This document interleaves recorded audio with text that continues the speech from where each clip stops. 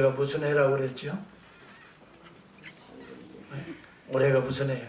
미국에 사니까 이제 그런 거 다 모르고 살죠. 황금돼지해라고 그러죠. 황금돼지. 그래서 한국에서 보니까요, 예, 황금돼지통이 불티나게 팔린다. 그것만 하여튼 갖다 놓으면 그냥 복이 들어온 줄 알고. 근데 복의 근원을 알아야 되는데 이 돼지가 복을 주는지 알아요. 여러분, 이게 미신적인 신앙이에요. 샤머니즘적인 신앙인데 복의 근원은 하나님이시라는 걸 알아요.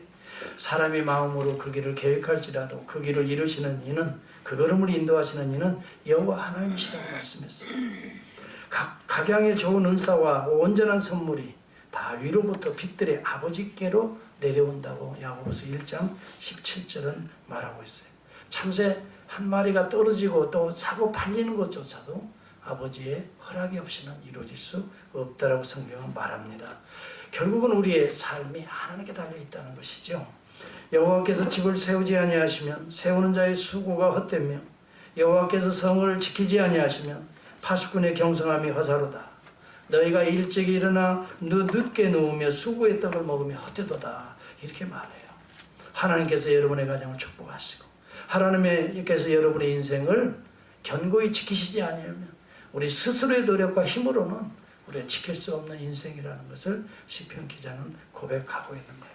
올 한 해 여러분 정말 하나님께서 기뻐하시는 복 있는 자의 삶이 될 수 있기를 주의 이름으로 축복합니다. 옆에 분들하고 인사 한번 하고 시작합시다. 새해 복 많이 받으세요.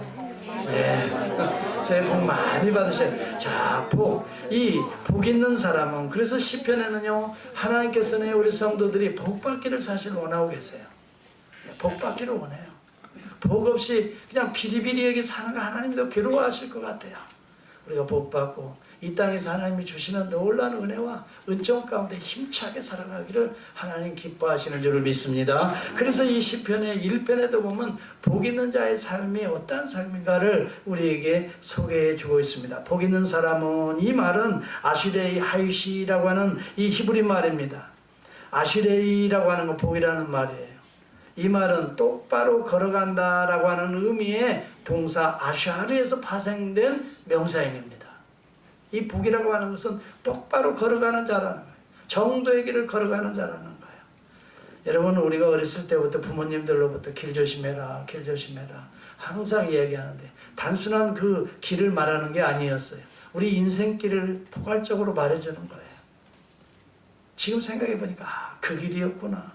이제 좀 느껴지는 거예요. 예, 그 길을 가려면 좋은 친구들을 사귀어야 돼요. 그래서 좋은 친구를 사귀어야 된다. 항상 우리 부모님들이 그렇게 이야기를 해주셨어요. 근데 보니까 성경에도 우리 아버지께서 우리에게 그렇게 말해요. 정도의 길을 가는 자 바로 그 자에게 복이 있도다. 아슈레이 하이시라고 하는 말을 쓰고 있네요. 정도의 길이 무슨 길인가? 성경은 이야기하고 있습니다. 악인의 길을 쫓지 말라. 악인이 원하는 길을 가지 말라는 것이에요. 죄인의 길에 서지 말라는 것이에요. 오만한 자의 자리에 앉지 말라는 것이에요. 이러한 길들은 결국은 우리를 미혹하여서 세상적으로 빠뜨리는 이 아주 더러운 길이라고 하는 것을 말하는 거예요. 여러분, 우리가 악인이라고 하면 특별히 무슨 악을 범한 자만을 악인이라고 말하는 게 아니고 하나님의 말씀을 떠나는 자들을 악인이라고 그러고, 죄인이라고 해서 우리가 무슨 특별히 무슨 살인을 하거나 그런 자들을 죄인이라고 하지 아니하고, 죄인은 목표가 불분명한 자를 죄인이라고 하는 거예요. 타겟이 없어요. 그렇게 살아가는 사람들이 하나님이 목표하는 그 타겟에 맞추지 않고 자기 생각대로 살아가는 사람들을 성경은 죄인이라고 말하는 거예요. 하마르티아. 이 죄라고 하는 말은 목표물을 빗나가다라는 말이에요. 하나님이 원하는 길을 빗나가서 다른 길 가는 것을 우리는 죄인의 길이라고 말하는 거예요. 오만한 자의 자리에 앉지 말라는 거예요. 오만하다는 말은 레침이라는 말인데, 이것은 어떤 면에서 보면 비웃다는 말이에요. 하나님의 역사, 하나님의 드려지는 예배, 하나님 앞에 드려지는 찬송, 하나님 앞에 드려지는 기도, 하나님이 역사하시는 우리의 인생을 비웃는 자가 있어요. 이러한 것을 오만한 자예요. 우리 마음에 오만하기 때문에 하나님의 역사, 하나님의 숨결, 하나님의 이 빚으시는 아름다운 모습들을 헛된 것으로 생각을 하는 거예요. 이러한 자들을 오만한 자래. 여기에 쫓지 말라, 서지 말라, 앉지 말라. 이 말은 무슨 말이냐면 거기에 우리가 한번 빠지다 보면 이게 죄악의 점진성을 의미하는 용어들이에요. 점점점 깊이 그리 빠지게 된다는 거예요. 여러분, 새해를 시작했습니다. 첫걸음을 하나님의 앞으로 돌이키는 귀한 걸음이 될 수 있기를 축복합니다. 여러분, 여기에서 정도의 길을 가다 이러한 자들이 복이 있다라고 말하는데, 정도가 그러면 무엇일까? 피할 것은 피해야 됩니다. 죄인의 길에 피해야 됩니다. 악인의 교회에 피해야 됩니다. 오만한 자의 자리에 미혹해도 절대 같이 하지 마세요. 그러다 보면 자연스럽게 내가 그렇게 물들게 되는 것입니다. 여러분, 이것은 진리인 것이에요. 아무리 여러분이 깨끗해도요, 여러분이 하얀 와이셔츠와 같이 보혈을 씻었다 할지라도 약간의 빨간 물이 들어있는 곳에 여러분 와이셔츠를 집어넣으면 자기도 모르게 그 와이셔츠에 물이 들게 돼요. 거룩한 아버지의 집에서 서로 교제하며 사랑하며 서로에게 이 하나님의 이 거룩한 은혜들을 나누어주는 하나님의 집이야말로 우리가 하나님을 참 물들일 수 있는, 하나님의 마음을 물들일 수 있는, 하나님의 성품을 물들일 수 있는 이보다 더 좋은 것이 없는 거예요. 그래서 저는 정도의 길은 어떤 길일까 생각해 보면서 하나님의 품으로 돌아오는 길이에요. 아버지의 집으로 돌아오는 길이에요. 이것이 정도의 길이에요. 이것을 탕자의 귀향이라고 하고 헬릴라고에는 쓰고 있는 거예요. 탕자의 귀향이에요. 귀향의 길이에요. 어떤 면에서 보면 우리 신앙인들은 아버지의 품으로 귀향하고 있는 것이나 마찬가지인 거예요. 아버지의 품으로 귀향하는 길이 정도의 길이에요. 이 길을 누가 인도합니까? 예수 그리스도가 인도해요. 그렇기 때문에 여러분, 예수 그리스도다, 나는 길이라고 말을 해요. 나는 길이요 진리요 생명이라고 말해요. 예수님이 그 길로 인도하고 있는 거예요. 올 한 해 예수님의 손을 꽉 붙들고 아버지의 품으로 귀향하는 저와 여러분이 될 수 있기를 축복합니다. 아멘. 비록 우리가 둘째 아들과 같이 세상에서 산다 할지라도 우리 주님이 내미시는 그 손을 붙들고 아버지의 품으로 돌아가는 거예요. 그 길이 생명이 있는 거고요. 그 길이 안식이 있는 거예요. 그거로 가면은 평안이 있는 거예요. 내가 내 길을 가고 내가 노력해 봤는데 결국은 돼지 쥐염 열매 먹는 곳으로 떨어지게 되는 것이 우리 인생인 거예요. 여러분, 생각해 볼 수 있기를 바랍니다. 아무리 노력하고 애써도 결국은 우리는 돼지치기로 떨어져 버리고 마는 것이 탕자의 마지막 가는 길이었어요. 그러나 그가 아버지를 생각하는 거예요. 우리 아버지 집에는 먹을 것이 풍족하고 종들도 많고 아름다움과 평안이 있고 거기는 두려움이 없지 않은가. 털털 털어버리고 주님이 내미는 그 손을 붙들고 아버지 집으로 돌아오는 그 길이야말로 하나님께서 우리에게 베푸시는 은혜의 길이 되는 줄을 믿습니다. 아버지의 길로 돌아오는 길이 되기를 바랍니다. 둘째 아들이 되었던 첫째 아들이 되었던 아버지의 마음속으로 들어가는 거예요. 첫째 아들은 아버지와 같은 집에 머물러는 있었지만 마음은 멀리 있었어요. 항상 돌아온 탕자, 자기의 동생을 동생으로 생각하지도 않고 사랑이 없었어요. 긍휼과 자비가 없었어요. 비상한 이 시기와 질투의 눈으로 이 세상에 이 아버지의 그 재물을 다 낭비한 이 아들에게는 세상에 이 송아지를 잡아주고 나에게는 나는 그래도 충성하고 나는 그래도 헌신하고 그래도 아버지의 말대로 살았던 나에게는 뭐예요? 염소 새끼 한 마리 잡아주지 않고 하나님이 주신 것이 다 자기의 것인 것을 깨닫지 못하는 거예요. 아버지의 품 안에, 아버지 집 안에 있으면서도 아버지의 품 안에로는 못 들어가 본 거예요.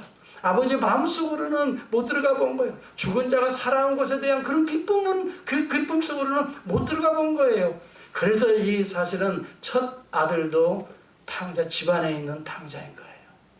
집 밖에 있는 탕자도 돌아와야 되지만 집 안에 있는 탕자들도 돌아와야 되는 거예요.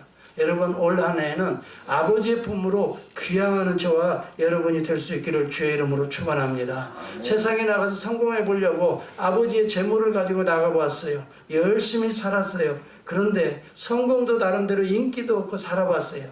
1960년대 엘비스 프레슬리를 알아요. 로큰롤의 황제라고 그래요. 지금도 그 춤을 따라서 노래를 불러요. 그런데 그가 갔던 종착지는 어디였습니다? 약물, 과다로 비참한 인생을 마무리하게 되는 것입니다.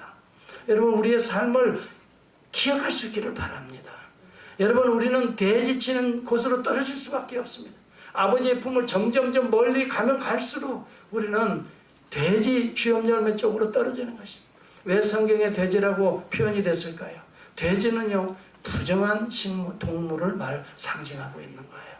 부정한 동물이 먹는 양식조차도 먹을 수 없었어요. 그것조차도 얻을 수 없어서 결국은 탈탈 털고 내가 왜 여기서 방황하나를 자식을 갖고 깨닫게 되고 그 다음에 아버지의 품으로 이제 달려갔던 거예요.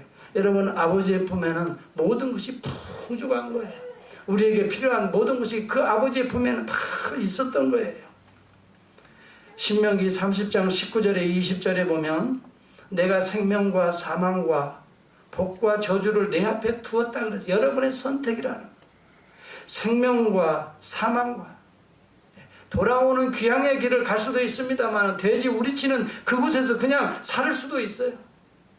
전전긍긍하며 고민하며 아파하며 고통하며 거기서도 살 수 있어요. 그러나 탈탈 털고 이 생명의 길로 돌아올 수 있다면 복과 저주가 여러분 앞에 올 한 해에 놓여 있다고 성경은 분명히 이야기합니다.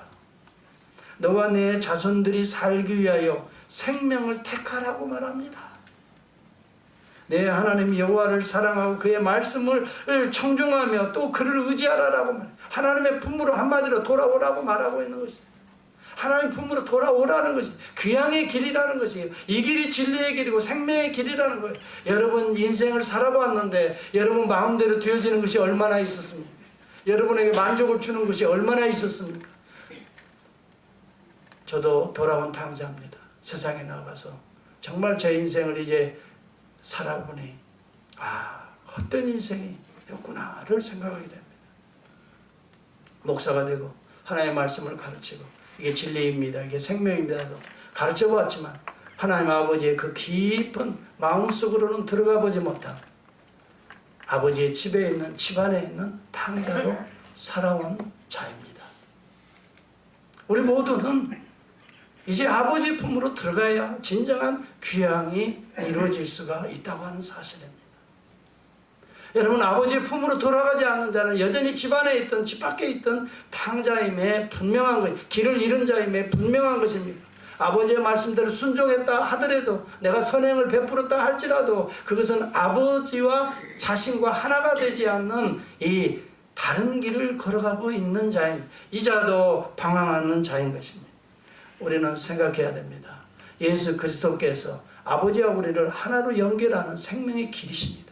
우리 주 예수 그리스도의 손을 붙들고 오늘도 아버지의 품속으로 들어가는 천국의 품으로 들어가는 저와 여러분이 되어야 될 줄을 믿습니다. 이 길은 생명의 길입니다. 이 길은 진리의 길입니다. 이 길은 사명의 길입니다. 제가 고등학교 때요, 아주 내 인생 나도 어떻게 살아야 될까를 고민한 적이 있어요. 여러분 다 있어요. 그때 제가 읽었던 시가 로버트 프루스트의 가지하는 길이라고 하는 시를 읽은 적이 있어요. 물론 그거에 우리 영어 선생님이 소개해 주면서 해줬던 그때 여러분도 아마 로버트 프루스트의 이 가지하는 길, 내가 그때 많은 감동을 받았어요. 내 인생 앞에 두 길이 있었네. 숲속 앞에 두 길이 있었네. 하나는 사람들이 많이 그래도 발자국이 있고 걸어다니는 흔적이 있는 길이고, 다른 하나는 숲이 많이 우거지고 사람들이 별로 걷지 않은 그 길이었네. 그래서 자기는 사람들이 별로 걷지 않은 그 길이지만 그 길을 선택하고 가게 됐다는 거예요. 저는 이 시를 읽으면서 내 인생을 생각해 봤습니다. 내가 어느 길을 갈 것인가. 사람들이 그렇게 많이 원하는 그런 세속적인 그 욕망을 가지고 살아가는 많은 사람들이 가는 그 큰 길을 나도 그 길을 따라갈 것인가. 아니면 비록 거칠고 힘들고 어려워 보이고 그렇게 멀리 길같이 보이지 않는 숲과 같은 그 길이지만 그 길을 가야 할 것인가. 근데 로버트 프루스트가 가지 않은 길을 선택하고 먼 훗날 언젠가 뒤돌아보면서 나는 많은 사람들이 밟지 않은 그 길을 갔노라라고 고백할 것이라는 마음을 내가 염두에 두면서 나도 가지 않은 길을 가야 되겠다. 그렇게 마음에 감동이 왔습니다. 파스칼의 팡세를 읽으면서 어쩌면 하나님 앞에 좀 더 진실하고 정직한 길을 가야 되겠다라고 생각했는지 모르겠어요. 어거스틴의 참회록을 그때 읽으면서 나도 눈물을 많이 흘렸어요. 하나님 앞으로 내가 돌아가지 않으면 안 되겠구나. 그 길을 제가 느꼈습니다. 그리고 여러분, 이 생텍쥐베리의 어린 왕자나 생텍쥐베리가 쓴 이 야간 비행을 읽으면서 새로운 도전에 대한 이 불같은 마음들이 일어나기 시작했어요. 그러면서 저는 가지 않은 길을 가기로 마음에 결심한 적이 있습니다. 여러분, 오늘 이 시대에 가지 않는 길이 어느 길일까요? 많은 사람들이 가지 않는 길입니다.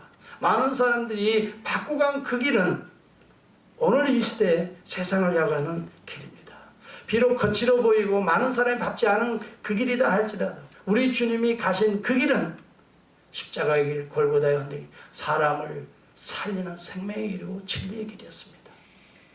아버지는 바로 이 방황하는 우리의 영혼들을 품에 안으시고 오늘도 따뜻한 그 품을 열어놓으신 바로 그 길로 들어가는 그 길, 오늘 주님께서 그 길을 우리를 인도하시는 것입니다.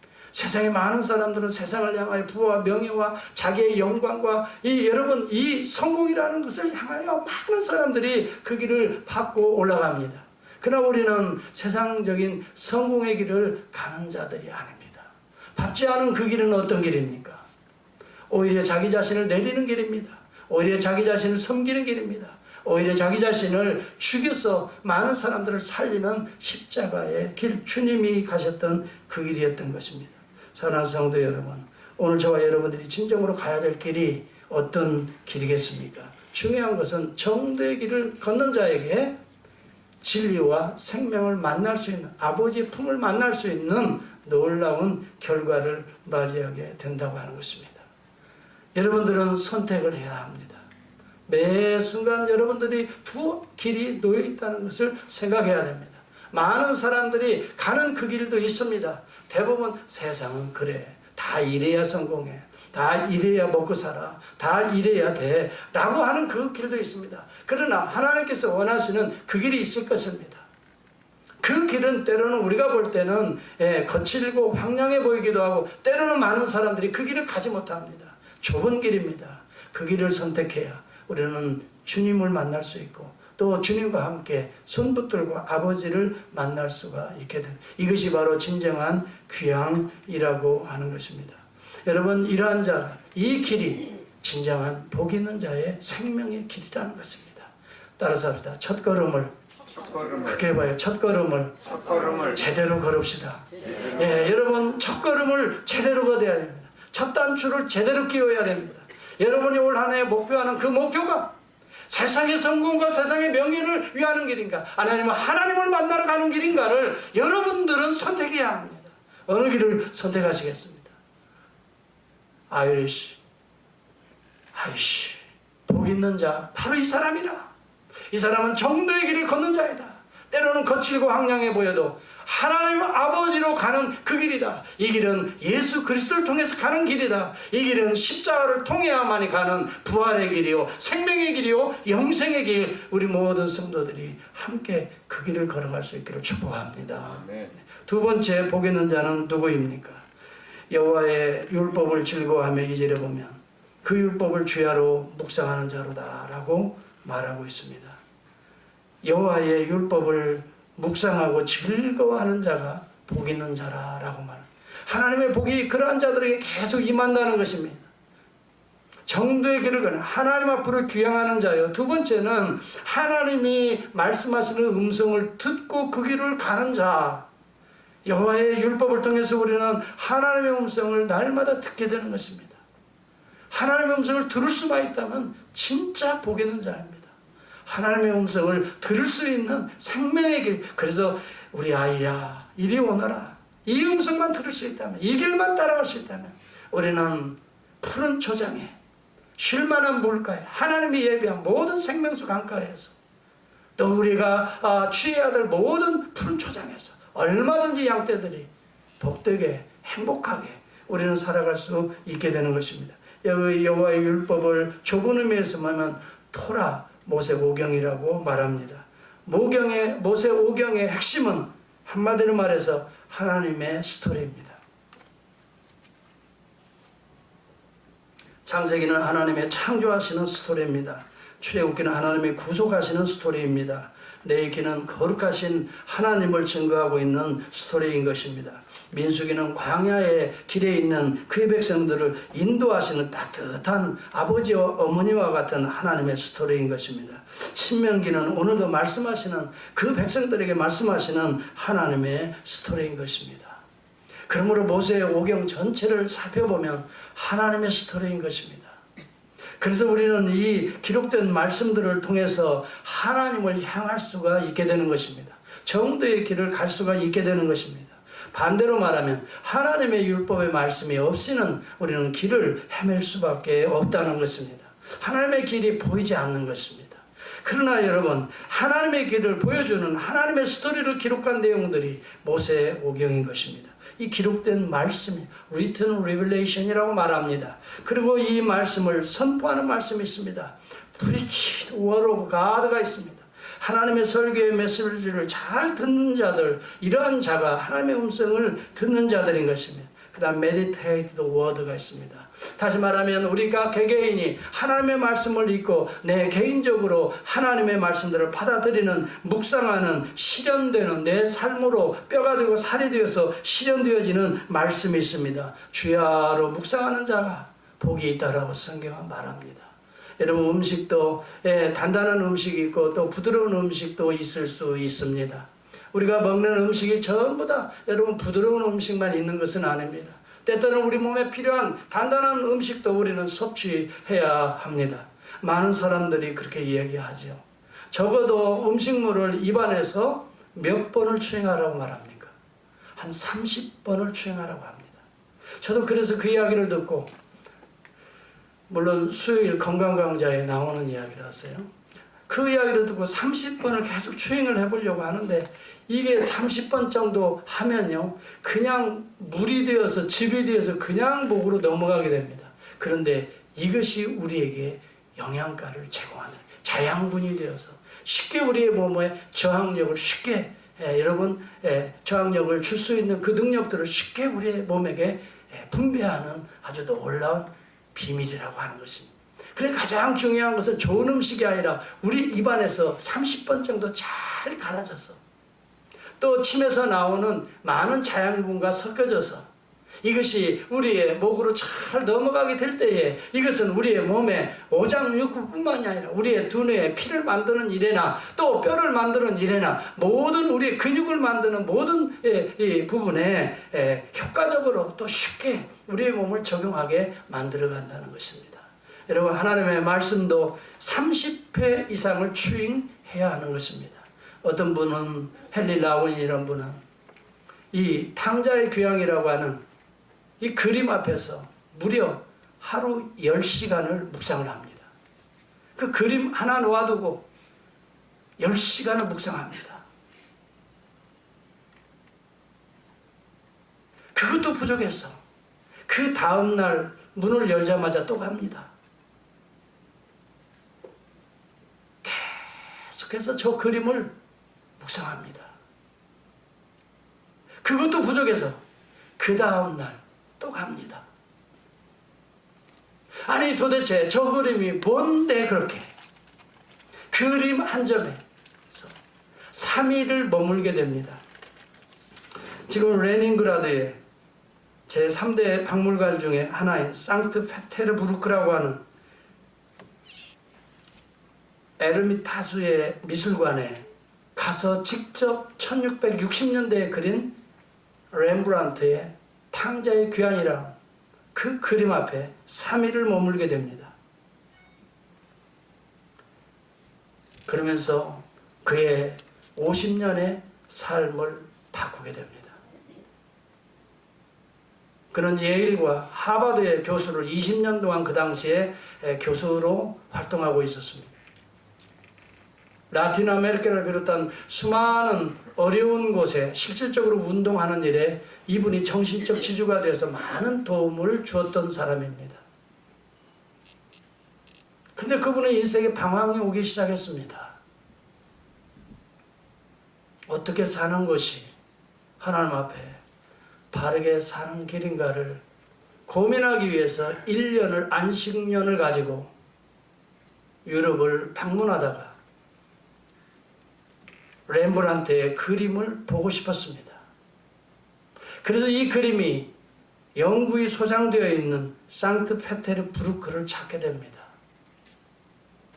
여러분, 거기에 에미르타수 미술관은 무려 300만 점의 작품들이 전시되어 있습니다.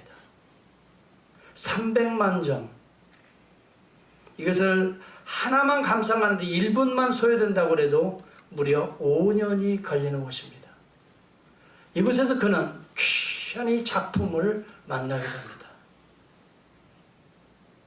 그래서 이것을 보면서 계속 묵상하면서 마침내 자신이 탕자라고 하는 사실을 발견하게 됩니다. 자신은 둘째 탕자도 되었지만 첫째 탕자라고 하는 사실도 발견하게 됩니다. 자신은 25세에 사제로 서품을 받게 됩니다. 신부가 됩니다. 25세입니다. 50세까지 하나님의 말씀을 가르치고 하나님의 말씀을 연구하고 하나님의 말씀을 통해서 많은 사람들에게 도전을 주고 많은 사람들을 일깨우고 또 실제적으로 자기 자신이 하나님의 말씀대로 많은 부분 활동하면서도 하나님의 가슴 속에는 들어가 보지 못한 탕자라고 하는 사실을 발견했습니다. 그래서 그는 귀향을 해야 되겠다 결심합니다. 아버지의 품으로 귀향하겠다. 아버지의 품이 어디인가를 찾기 시작했습니다. 아버지의 가슴은 모든 것을 사랑하는 사랑의 가슴이라는 것을 발견하게 됩니다. 그 얼굴에 광채가 빛나고 그를 품에 안는 두 손에 빛이 있는 것을 여러분은 볼 수 있을 것입니다. 그 탕자는 돼지우리에서 돼지치기 하다가 돌아온 아버지의 모든 것을 기생들과 천박한 친구들과 함께 다 날려버린 그러한 탕자입니다. 하나도 부끄럽지 않게 그 아들을 한 번도 책망하지 않고 다가서 그를 끌어들이는 그 품이 아버지의 사랑의 품이라는 것을 깨닫게 됩니다. 그리고 응시하고 있는 오른편에 집안에 있는 첫째 아들, 집안의 탕자도 내 것이 다 네 것이거늘 한 번도 그 아들을 책망하지 않고 오히려 모든 것이 다 네 것이거늘 같이 품에 안는 아버지의 너그러운 사랑의 품으로 자기 자신 돌아가야 될 것을 보게 되는 것입니다. 첫날은 돌아온 탕자가 자기 자신이라는 것을 10시간을 동안 깨닫게 됩니다. 자기 인생과 함께. 둘째 날은 집안에 있는 탕자가 자기 자신이었음을 자기가 사제가 되면서 지금까지 25년의 삶을 되돌아보면서 느끼게 되는 거죠. 셋째 날은 아버지가 누구라는 것을 깨닫고 마음에 비로소 평안이 왔다고 합니다. 기쁨이 샘솟듯했습니다. 내가 돌아가야 될 것은 학교 강단이 아니구나. 가르치는 강단이 아니구나. 내가 돌아가야 될 것은 방황하는 영혼들을 품에 안는 탕자도 품에 안고 또 집안에 있는 탕자도 품에 안는 아버지의 품으로 내가 들어가야 되겠구나. 그리고 그것을 찾아서 가장 힘들고 어려운 장애인 공동체인 라류시 데이브렉이라고 하는 캐나다 이런 장애인 공동체로 그가 내려가게 됩니다. 그는 비로소 이런 이야기를 합니다. 자신은 탕자였다. 첫째 아들인 적이 있었고 둘째 아들인 적이 있었다. 이제는 아버지의 품으로 돌아가는 귀한 자다. 나는 그러한 귀향의 길에 자기 인생을 그 길로 돌아서게 됩니다. 그리고 나서 그는 아버지의 품이 되기로 결심하게 됩니다. 여러분, 장애인들 속에서 살아간다는 것이 얼마나 힘들겠습니까? 그런데 거기에서 비로소 아버지가 되어가는 10년의 세월을 마무리하고 그는 하나님의 품에 안기게 됩니다. 여러분, 마찬가지입니다. 우리 인생도 때로는 방황도 합니다. 때로는 우리가 신앙생활을 하면서도 돌아온 탕자에 대해 내 동생임에도 불구하고 비난하고 조롱하고 아버지의 것이 내 것인 줄 알면서도 꼭 분리시켜서 하나님의 은혜를 나의 것으로 취하려고만 하는, 그런, 어떻게 보면 다 아버지의 것이 다 내 것이고 내 것이 다 아버지의 것이고, 우리는 신앙 안에서 첫 번째 아들이 될 수도 있습니다. 그러나 우리가 진정으로 돌아가야 될 것은 아버지의 사랑의 품이요 용서의 품이요 아버지의 그 따뜻하신 그 손길로 돌아가는 것, 그것이 우리가 돌아가야 될 진정한 아버지의 집이라고 하는 사실입니다. 여러분, 여기 귀한 탕자의 귀향에 보면은 그가 발견한 아버지의 손을 보았습니다. 하나는 아버지의 손입니다. 거칠고 아주 투박한 아버지의 손입니다. 그리고 또 한 손은 어머니의 손입니다. 부드럽고 따뜻한, 그러면서 손이 아주 작은 손으로 묘사됩니다. 하나는 거칠고 아주 상처가 나고 아주 투박해 보이는 큰 손은 아버지의 손이고, 그 또 한 손은 따뜻한 부드럽고 한량없이 등을 쓰다듬어주는 어머니의 손입니다. 이것은 하나님 아버지를 아버지의 손과 어머니의 손으로 묘사하고 있는 렘브란트의 그의 신앙의 모습을 그가 읽어내고 있습니다. 하나는 이 투박한 손은, 때때로 아버지의 손은 우리를 품을 꽉 껴안고 있는 것입니다. 다시는 내 품을 떠나가지 말라고. 떠나가 보니 네가 어떻게 살았느냐. 말은 하지 않지만 아버지의 이 투박한 손은 그를 다시 떠나지 못하도록 꽉 붙들고 있는 손이요. 엄마의 또 다른 손은 비록 작은 손, 부드러운 손 같지만 얼마나 고생했냐고, 얼마나 아팠냐고, 다 잊고 이제는 여기 와서 평안을 같이 누리자고 하는 이 끊임없이 그의 등을 도닥거리고 있는 어머니의 따뜻한 손이 하나님 아버지의 손, 어머니의 손으로 묘사되고 있다고 하는 사실입니다. 그런 데이브레이크에 들어가서 결단하고 인생을 들어가지만 처음 몇 년간은 대단한 이 황량한 어려움을 겪습니다. 장애인들과 같이 아버지가 되어가는 길이 무척 고통스럽고 무척 힘들고 무척 정말 짜증스러운 그런 과정들을 그런 쭉 겪으면서 결국 아버지의 품으로 그 10년을 또 들어가는 또 다른 귀향을 그는 체험하고 있었던 것입니다. 그래서 나온 책이 마지막, 그가 탕자의 귀향이라고 하는 책을 쓰게 되는 것입니다. 내 인생은 끝까지 아버지의 품으로 가는 귀향의 삶이었다. 그렇게 그는 정의를 내립니다. 그리고 내가 이제 하나님께서 우리를 부르시는 그때는 진정한 아버지의 품속으로, 하나님의 영원한 안식의 품속으로 돌아가게 되는 것이라는 거예요. 우리 모두는 첫아들이 될 수도 있습니다. 둘째 아들이 될 수도 있습니다. 그러나 하나님이 우리를 부르시는 것은 아버지의 품으로 들어오라고 하는 것입니다. 그 무한한 사랑의 품으로 들어올 때에 진정한 평안과 안식과 치유가 있다는 것이요, 나아가서 아버지의 품이 되라고 우리를 부르시는 것입니다. 세상을 방황하는 영혼들을 그렇게 품에 안으라고 오늘 교회를 부르시고 계시는 거예요. 여러분들을 그런 품으로 여러분 이 세상을 안으라고 오늘 여러분과 저를 부르시고 있는 것입니다.